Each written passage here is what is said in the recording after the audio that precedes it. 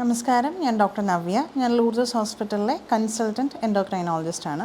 നമ്മളിന്ന് സംസാരിക്കുന്നത് വാട്ടർ ഡയറ്റിനെ പറ്റിയാണ്.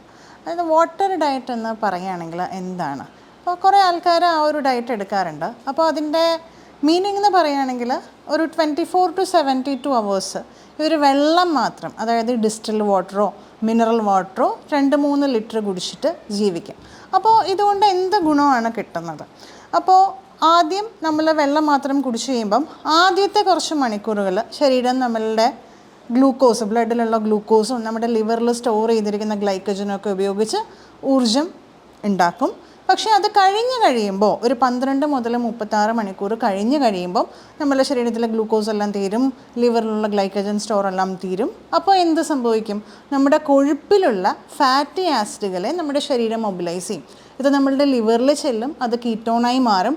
പിന്നെ ശരീരം ഊർജ്ജ സ്രോതസ്സായിട്ട് എടുക്കുന്നത് കീറ്റോൺസ് തന്നെയാണ്. അപ്പോൾ കീറ്റോൺസ് നമ്മുടെ ബോഡിയിൽ കൂടിക്കഴിഞ്ഞാൽ എന്തൊക്കെയാണ് സംഭവിക്കുന്നത്? നമ്മളുടെ ഇൻസുലിൻ സെൻസിറ്റിവിറ്റി കൂടും. പിന്നെ നമ്മളുടെ ലിപ്പിഡ്സ്, അതായത് നമ്മളുടെ ശരീരത്തിലുള്ള കൊഴുപ്പൊക്കെ നല്ല രീതിയിൽ കുറയും. പിന്നെ ഇൻഫ്ലമേഷൻ കുറയും. പിന്നെ നമ്മളുടെ വിശപ്പൊക്കെ നന്നായിട്ട് കുറയും, അതായത് നമുക്കൊരു സെറ്റൈറ്റി വരും. അപ്പോൾ അത് നമ്മളുടെ വെയിറ്റ് ലോസിന് സഹായിക്കും. അപ്പോൾ ഒരു പരിധി വരെയൊക്കെ, ഒരു 20 ദിവസം വരെയൊക്കെ വാട്ടർ ഡയറ്റ് എടുക്കുന്നവരുടെ ഡാറ്റയൊക്കെ നമ്മളുടെ കയ്യിലുണ്ട്. അതിന് കൂടുതൽ നമ്മൾക്ക് വാട്ടർ ഡയറ്റ് എടുത്തു കഴിഞ്ഞാൽ പല പ്രശ്നങ്ങളും ഉണ്ടാവും.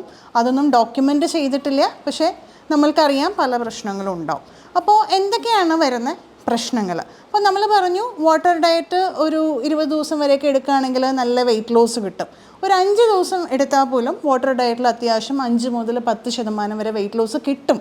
പക്ഷേ കുറയുന്ന വെയിറ്റ് മൊത്തം ഫാറ്റ് മാസ് അല്ല, അതായത് കൊഴുപ്പല്ല പോകുന്നത്. നമ്മളുടെ ലീൻ മാസ് അഥവാ മസിൽ മാസാണ് ഇതിലൂടെ പോകുന്നത്. അതായത് നമ്മൾക്കൊരു 10 കിലോ കുറയുകയാണെങ്കിൽ അതിനകത്ത് ഒരു 2/3, അതായത് ഏകദേശം ഒരു 6 കിലോഗ്രാമോളം നമ്മളുടെ മസിൽ മാസാണ് പോകുന്നത്.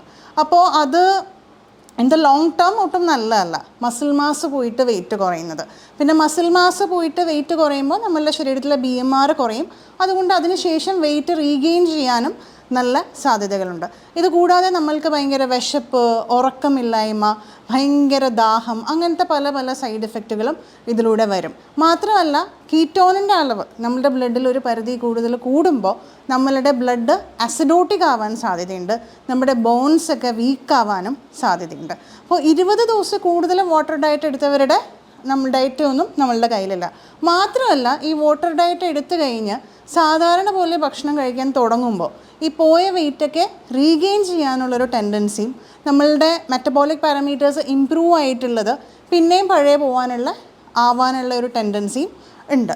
മാത്രമല്ല കുറേ നാൾ ഭക്ഷണം കഴിക്കാതിരുന്ന് പെട്ടെന്ന് ഭക്ഷണം കഴിക്കുമ്പോൾ വളരെ സീരിയസ് ആയിട്ടുള്ളൊരു റീഫീഡിങ് സിൻഡ്രോം എന്ന് പറഞ്ഞൊരു സംഭവമുണ്ട്, അതും വരാൻ സാധ്യതയുണ്ട്. അപ്പോൾ ഈ വാട്ടർ ഡയറ്റൊക്കെ നമ്മൾ എടുക്കുമ്പം ഡോക്ടേഴ്സിൻ്റെ സൂപ്പർവിഷനോടെ അവരുടെ അഡ്വൈസ് തേടി മാത്രം എടുക്കുക. അതിൽ മുതിരാതെ തന്നെ ഇതൊക്കെ ചെയ്തു കഴിഞ്ഞാൽ അത് മരണകാരണം വരെ ആയേക്കാം.